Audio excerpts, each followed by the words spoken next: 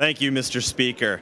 I couldn't help but listen to my colleagues debate over this bill, and they highlight what they perceive as the worst in Pennsylvanians, that we're all raging alcoholics, we're all going to get DUIs, and for some reason we're going to commit atrocities against each other if House Bill 466 would pass.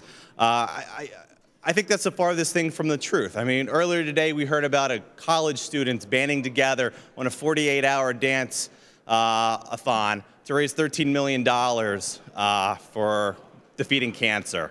I can't help but think that Pennsylvanians aren't going to abuse freedom in such a horrible way.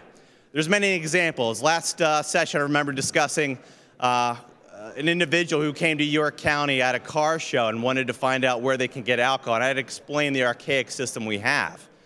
I probably have a better example of that today, Mr. Speaker. Last October, I got to visit up to Ann Arbor, Michigan with several thousand Pennsylvanians who joined Michigan residents in watching a collegiate activity on a beautiful October evening. And I got to go around prior to the collegiate activity and ask them what they thought about where they found alcohol in the state of Michigan. Many people liked the availability and the access that Michigan provided. A state that's not traditionally known as freedom, but have passed some good, positive, freedom-like policies in the past few years to open up their state. I can't but happen to think about how many residents of Pennsylvania traveled to this other state with a more free system. Hundreds of thousands of people, or 110,000 that specific day, went to watch a sporting event. Nobody crashed, nobody died. There weren't fires on the street. It was a great collegiate sporting event. Everybody left, and nothing bad happened. I think those same events happen across this Commonwealth, whether in Pittsburgh, State College, Philadelphia. It happens on a day-to-day event. I remember going to a local convenience store. At that convenience store, they sold beer, wine, and liquor, all under the same house. They ID'd every single person going through. I even got ID'd. I thank them for IDing me. I appreciated that. I'm not sure I need it anymore, but I appreciated it nonetheless.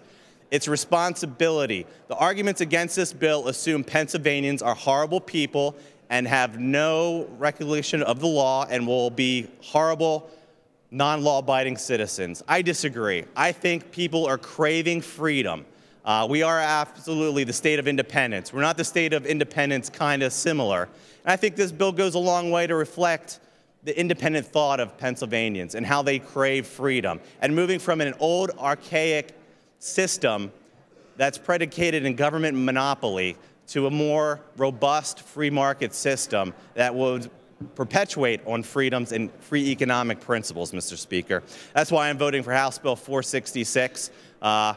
I think Pennsylvanians across this Commonwealth agree that we need to move away from an old, antiquated system and bring more freedom, respect, and dignity.